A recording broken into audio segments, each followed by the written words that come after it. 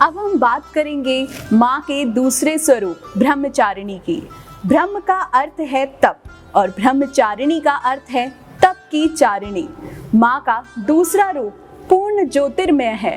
इनकी उपासना से तप, त्याग और संयम की वृद्धि होती है।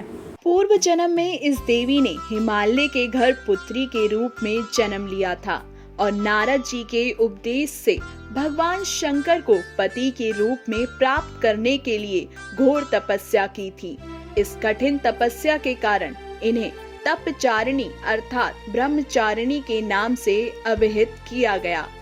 1000 वर्ष तक इन्होंने केवल फल फूल खाकर बिताए और 100 वर्षों तक केवल जमीन में रहकर शाक पर निर्वाह किया। कुछ दिनों तक कठिन उपवास रखे और खुले आकाश के नीचे वर्षा और धूप के घोर कष्ट सहे।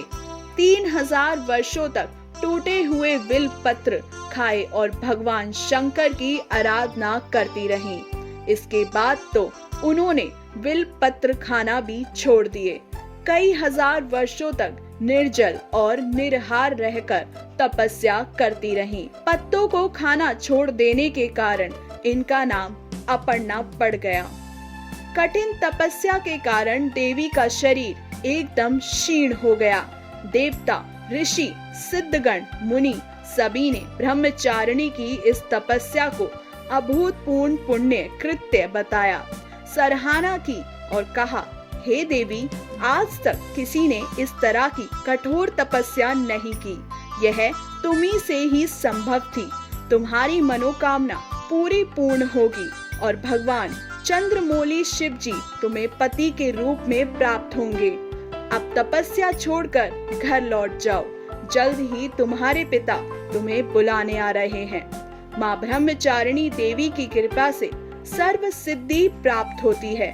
दुर्गा पूजा के दूसरे दिन इसी देवी के स्वरूप की उपासना की जाती है।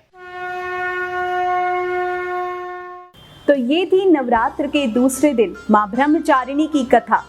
तीसरे दिन हम आपको सुनाएंगे माँ के तीसरे रूप की कथा। तब तक के लिए देखते रहिए हमारा ये खास कार्यक्रम आस्था के 9 दिन पहचान धर्म पर।